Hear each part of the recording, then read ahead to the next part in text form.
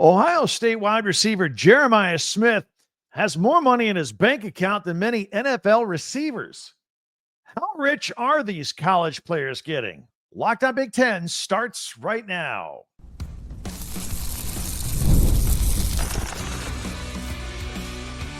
You are Locked On Big Ten, your daily podcast on the Big Ten Conference. Part of the Locked On Podcast Network, your team every day. Welcome to Locked On Big Ten. I'm Craig Sheeman, 40 years as a sports talk show host and play-by-play announcer. And I want to thank you for making us your first listen each and every day. We're free and available wherever you get your podcasts and on YouTube. Part of the Locked On Podcast Network, your team every day. Hit that free subscribe button while you're watching, if you don't mind. Show me the money. That's what we're going to do here today. We're going to show you the money. Plus, no defensive coordinator just yet at Ohio State, plus our players of the week and our power rankings at the end. You want to stay tuned for this list coming up in a little bit. But first, Ohio State wide receiver Jeremiah Smith. He's got more money in his bank account than some NFL receivers. And he's got more money in his bank account than former NFL wide receiver Brandon Marshall. I'll tell you that. He made some money over the years in the NFL. Smith allegedly showed Marshall his bank account on a recent podcast. I can see the video of them showing each other on their phones, their bank accounts. And they did this, and Marshall was kind of snickering a little bit. He goes, wow, you have more money in your account than me. Think about that for a minute. For the 40-year-old Marshall, he played for the Broncos, the Dolphins, the Bears, and the Jets over 13 seasons. He made 6 Pro Bowls, and he earned $80 million during his career. Now, he says the rising sophomore at Ohio State has more money in his bank account than he does. Bank account, investments, it can all be different places, but still, it's kind of a staggering thought, isn't it? And plus, let's be real. $80 million isn't as much as it sounds like, right? There's taxes. So that 80 million, that's really 45 million. And it's over the years. So, I mean, the guy's got to live, right? Houses, cars, vacations, that 45 million, it can dwindle like that. It's gone. Maybe it's not all gone, but a lot of it can be spent. So I don't know how much money Brandon Marshall really has left at this point, but apparently Jeremiah Smith has more. And he's just getting started, Jeremiah Smith. He's got 2 more seasons of college ahead of him before he can go to the NFL. Of course, at that time, when he goes to the NFL, he's already expected to be the consensus number 1 pick in the 2027 draft. He's that good. He's that good. He's just a teenager now. He's just played 1 year of college ball.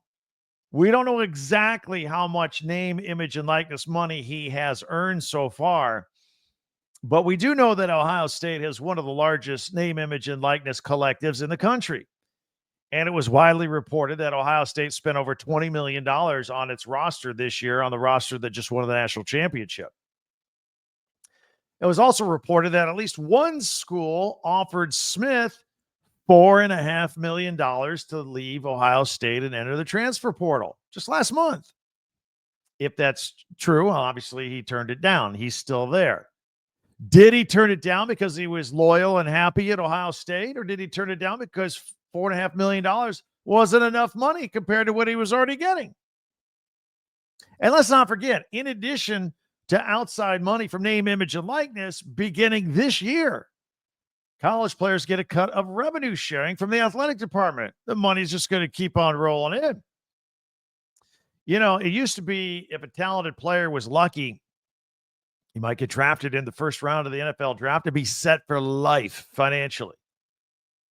By the time players like Smith get to the NFL, they're already set for life. They're already living off the interest, baby. As we mentioned, you know, there's a good chance he's going to be the top pick in the 2027 draft. Last year's top pick in the draft, Caleb Williams, got a 4-year deal for $39 million, including $25 million in a signing bonus. That's only going to be higher by the time we get to 2027. It's just 2 years from now, but the way money is going up, it's crazy. It's crazy to think what Jeremiah Smith will command in the NFL. He's already killing it financially, doing a great job financially in college football. And by the way, if things go well after your first NFL contract, if you get to a second NFL contract, you're set. You're generational now. Now you have more money than you can spend in a lifetime, and especially if you're a wide receiver, because the wide receiver market has exploded in the NFL. Top receivers right now are making $35 million a year.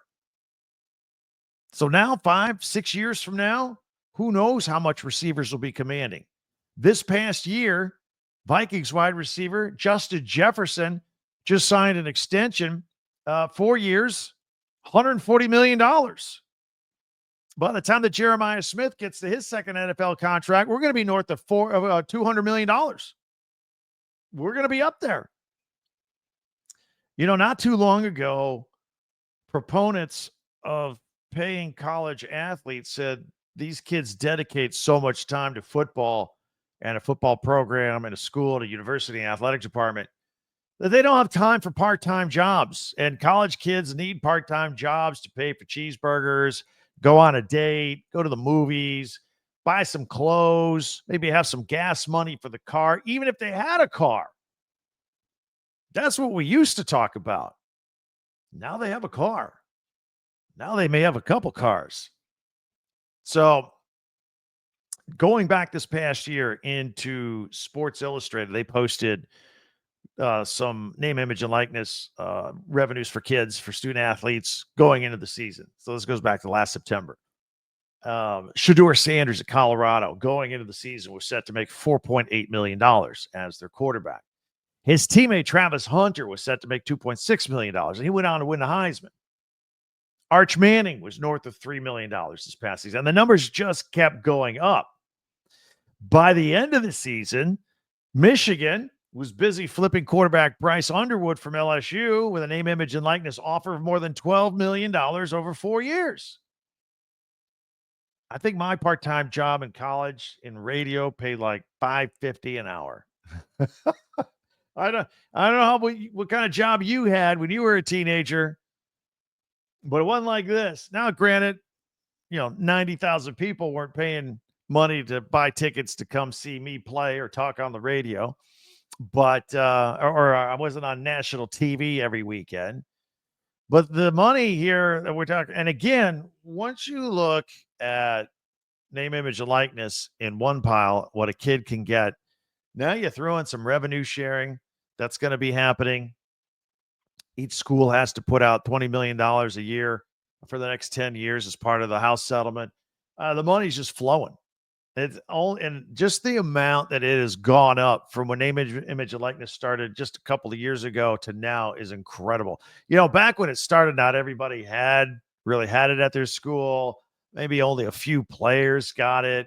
It was 10 grand here, maybe 100 grand here. Now we're in the millions, and we're competing with all the other schools that are also offering millions. You gotta have a better offer than this guy.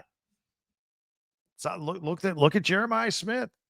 Reportedly turned down $4.5 million to go somewhere else. That's where we're at right now. It's absolutely crazy. But I thought you'd be amused by hearing that Jeremiah Smith has more money than some NFL receivers right now. Let me know your comments. Love to hear from them on YouTube. Hit me up there. And before you do anything else, hit that subscribe button just real quick, if you don't mind. It's free, and it helps us out. It helps you out, because now we're on the same page every day. Subscribe and follow Locked On Big Ten for free wherever you get your podcast. That way you get the latest episode of this podcast as soon as it becomes available each and every day. And don't forget all of our podcasts and your chance to get some school spirit. If you want to buy a Jeremiah Smith jersey, a hat, shirt, right there on our website, talkbig10.com, talkbig10.com. It's the number 10. Check us out there on the website with our podcast. And if you want to buy some merchandise as well. As long as we're talking about Ohio State for just a minute here, they haven't filled that defensive coordinator spot yet after Jim Knowles left. I have some thoughts and theories on that. Plus, we'll have our power rankings. That's all coming up next right here on Locked On Big Ten. Wayfair has some cool stuff to spruce up your place. Some great deals. My wife and I shop there all the time. You want to spruce up a little corner of the house with a special piece of furniture, something you just can't find anywhere else. It's all right there. Helps you declutter, buy stuff, help you organize, refresh your place with Wayfair.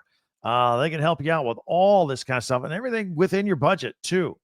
And I just bought a piece of furniture actually over the holidays, as a matter of fact. They got a huge selection, fits my budget, all that good to go. Plus, my favorite part, the free and hassle-free delivery, even for the larger items. Wayfair's site is so easy to navigate. Found everything I needed, got it on time. It was great. So check it out. Give your home the refresh that it needs with Wayfair. Head to wayfair.com right now. That's WAYFAIR.com. Wayfair.com. Wayfair, every style, every home.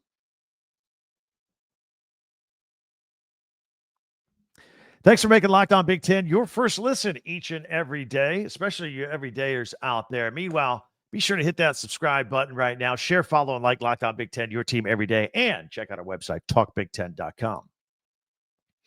The Ohio State Buckeyes have not filled their defensive coordinator opening yet. Now, there have been a lot of changes at Ohio State with the Buckeyes coaching staff following the team's national championship. Both coordinators, Chip Kelly and Jim Knowles, are gone. Receivers coach Brian Hartline was quickly promoted to offensive coordinator, but the DC job is still vacant. Why is that? That seems to me this would be a great job, one of the highest paying jobs. You always have talent. I have a couple theories I'll get to in a minute. But, first of all, Ryan Day said a week or two ago, look, we're Ohio State. We can take our time. We can get anybody we want, right? A lot of candidates out there, except they can't. According to at least one report, they offered Auburn defensive coordinator DJ Durkin the defensive coordinator job, but he turned it down because Hugh Freeze paid Durkin more to stay. Leverage is nice, by the way, if you can get it. Durkin used the Buckeyes offer to get an extra year on his deal at Auburn, and he's now making $2.5 million a year this season. That would make him the second highest paid defensive coordinator in the country, tied with Wink Martindale from Michigan and behind former Buckeyes defensive coordinator Jim Knowles, who just left for Penn State last month to the tune of $3.1 million a year. There were reports that Ohio State's final half-hearted offer to Knowles was 2.75. So why not offer Durkin that much? This is an important position at Ohio State. Durkin would have been a good choice. He's got Big Ten experience. He was Michigan's defensive coordinator in 2015. That was Jim Harbaugh's first year, by the way. He has head coaching experience at Maryland from 2016 to 2018. It didn't go well, but he's got experience. Ultimately, Day and the Buckeyes, they may do the same thing on defense that they did on offense and just promote from within. Maybe a guy like cornerbacks coach Tim Walton or safeties coach Matt Guerrieri. Maybe that seems to be the route they are going to go. But if Ohio State could get anybody they want, why didn't they? Well, I do have a theory. You want to hear it? The pressure. Ohio State is expected to win every single game. And if they don't, somebody's going to get fired. And after signing a brand new 7-year extension, Ryan Day isn't going anywhere. He's not going to be the one getting fired. But the coordinators might. They might be the scapegoat if things don't go well. And you're coming in off of a national championship with high expectations. So unless Ryan Day and athletic director Ross Bjork are willing to offer guaranteed, comfortable 3-year deals, they might not be able to get whoever they want. They'll have to end up promoting from within, which may not be a horrible thing anyway, but I'm a little surprised that they haven't filled this spot yet. Word on the street is that maybe there'll be some sort of announcement by the end of this week. And again, I think it would lean toward promoting somebody from within as opposed to bringing in a big name from somewhere else. But we'll stay tuned. We'll cover it. We got you covered right here on Locked On Big Ten. All right. I want to shout out some things. Players of the week around the Big Ten. It's almost like rinse and repeat. We'll start with basketball, men's basketball. Trey Kaufman-Wren of Purdue gets it again. Big Ten player of the week. 25 points and 7 rebounds and a steal in the 90-81 win at Iowa. Had 25 points and 10 boards and a pair of blocked shots in the 90-72 win over USC. It's the third time he's won this award. He won it just in January. He's red hot. Might be the hottest player in the Big Ten right now, one of them, as is the co-freshman of the week, Will Riley, again, out of Illinois. 27 points and a career high, 9 rebounds, and a career best 7 assists in a 95-74 win over Minnesota. Became the first NCAA freshman with a game of at least 27 points, 9 rebounds, and 7 assists without a turnover since the 96-97 season.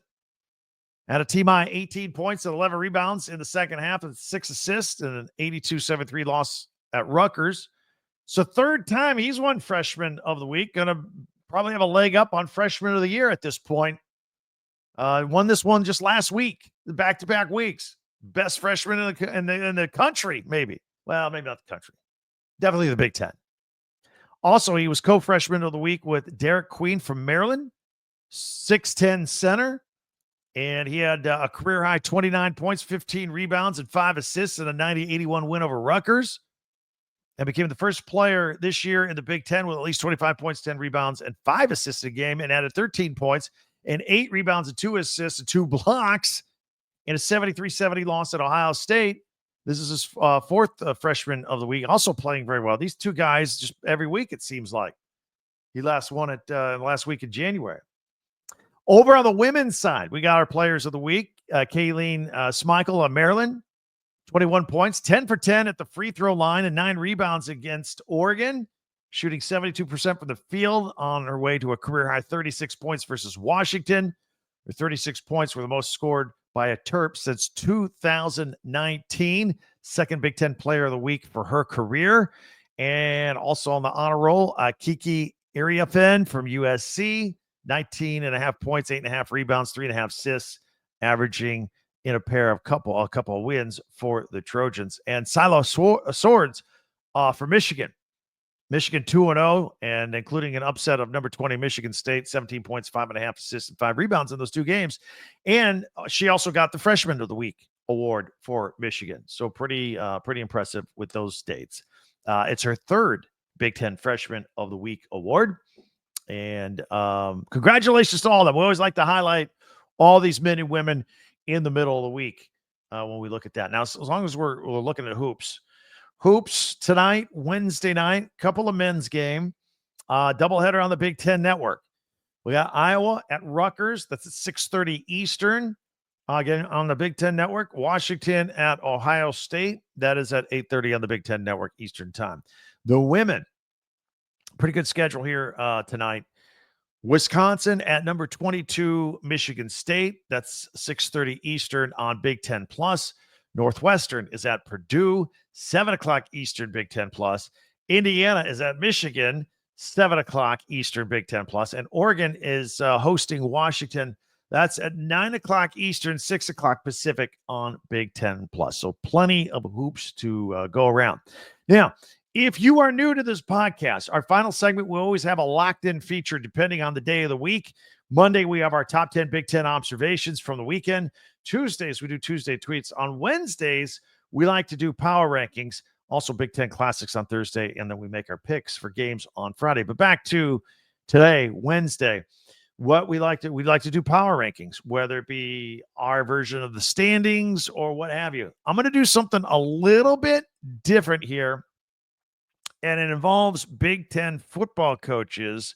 I'm going to tell you how we're going to rank them. That's coming up next in 1 minute right here on Locked On Big Ten.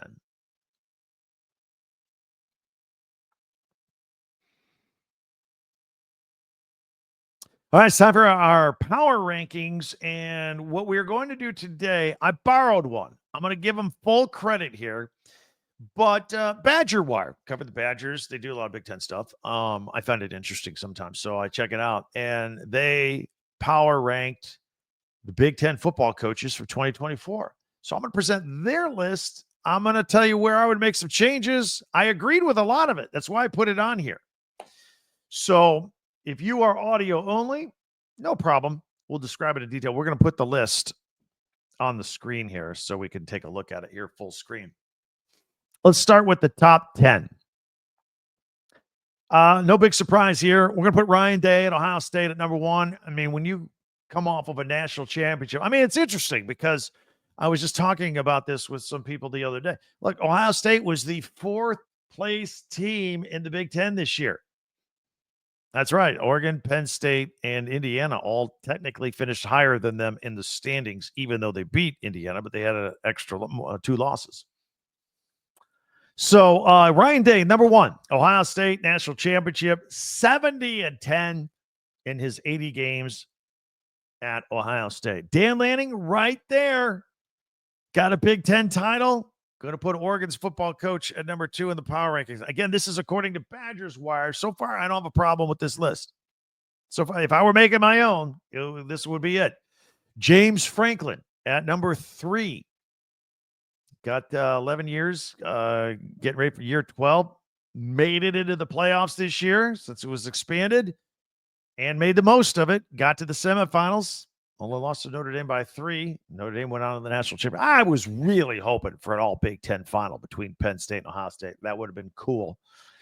Brett Bielema at number 4 out of Illinois. You talk to football people, they know, but marginal people, they don't realize Illinois won 10 games this year. It was a great job by Brett Bielema. Beat South Carolina in a bowl game. Love it. Number 5 in our Big Ten coaches power rankings. We got Kirk Ferentz out of Iowa. He's the dean. He's been there the longest. 1 more win from Woody Hayes' all-time wins mark. Pretty cool. Curt Cignetti. I was curious where somebody else would put Curt Cignetti, and what a great start. His first year, Indiana's look. Indiana has more losses than any other program in the history of college football. It's over 700 losses. Well, they only lost once this year. 11 wins, best season in Indiana football history. You got to put Curt Cignetti high on this list. And I'm sitting here looking at this list. Would I put him higher than any of these other guys ahead of him on the list? I mean, this is a good list. Sharon Moore at number 7 at Michigan. I think while people were disappointed in Michigan's year this year because they were 15-0 and won a natty the year before, I think you have to take a step back and realize that, yeah, they messed up the quarterback position. All right, they didn't have anybody waiting to replace J.J. McCarthy. And the fact that they still went 8-5, beat Ohio State, the national champion, beat Alabama in a bowl game with no quarterback, I think you got to take a step back and go, yeah, it was a disappointing year for Michigan, but Sharon Moore got the most wins possible out of that schedule. That's what I think. Put him at number 7, and he's doing great in recruiting, by the way. Matt Rule at number 8 for Nebraska.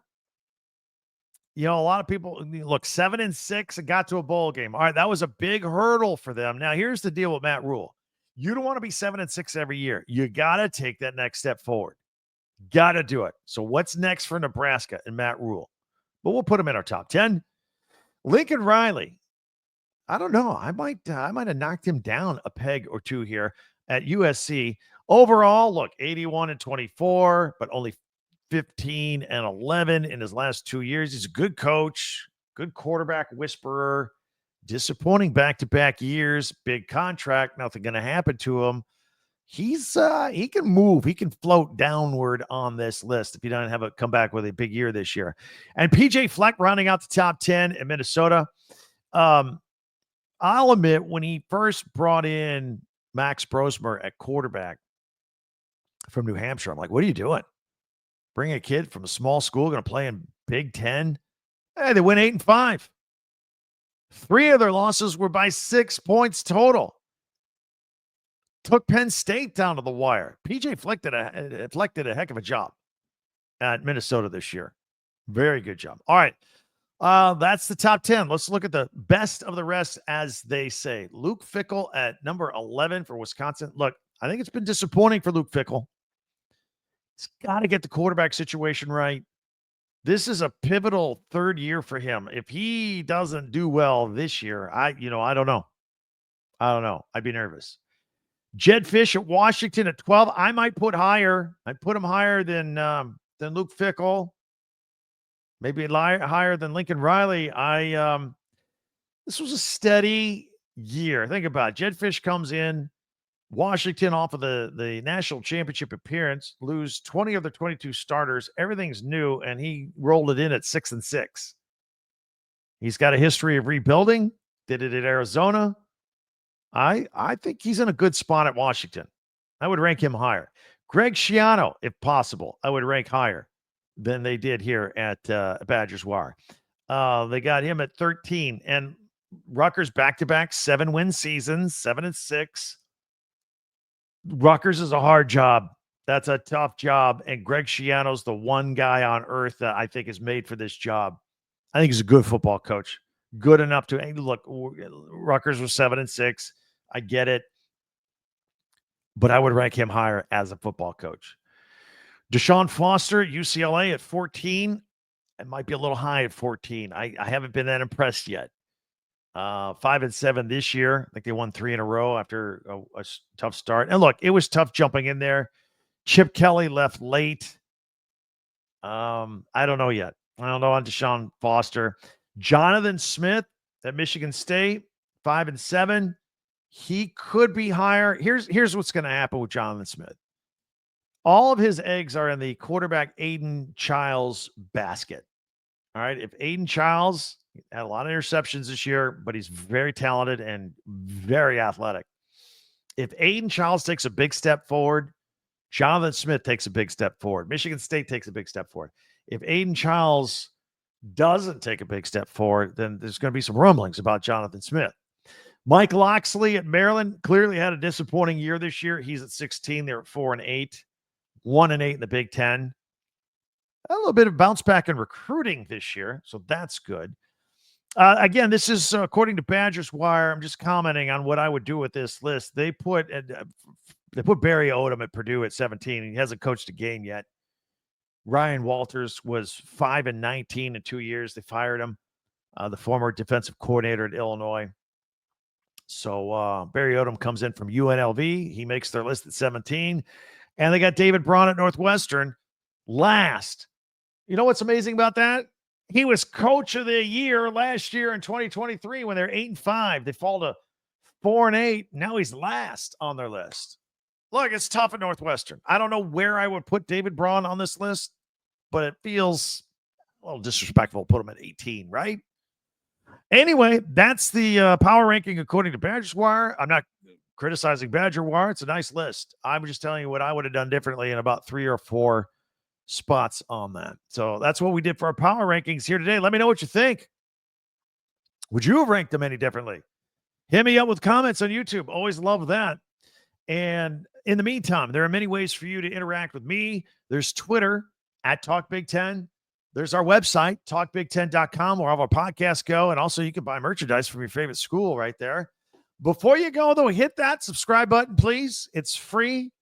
And you can follow this podcast right now on your favorite podcast app, and you get the latest episode of Locked On Big Ten as soon as it becomes available each and every day. And we are here every day. And in fact, this is one place you get all your Big Ten news, breaking news, regular news, but we also have analysis of what's going on, and we are not afraid to give opinion. So news, analysis, and opinion all under one Big Ten umbrella right here. This is the only podcast you're going to get that. Tell your friends about us. If you have a Big Ten friend or family member, let them know we're out of here each and every day. That'll do it. Can't wait to talk to you again tomorrow for Locked On Big Ten. I'm Craig Sheeman. We'll see you next time.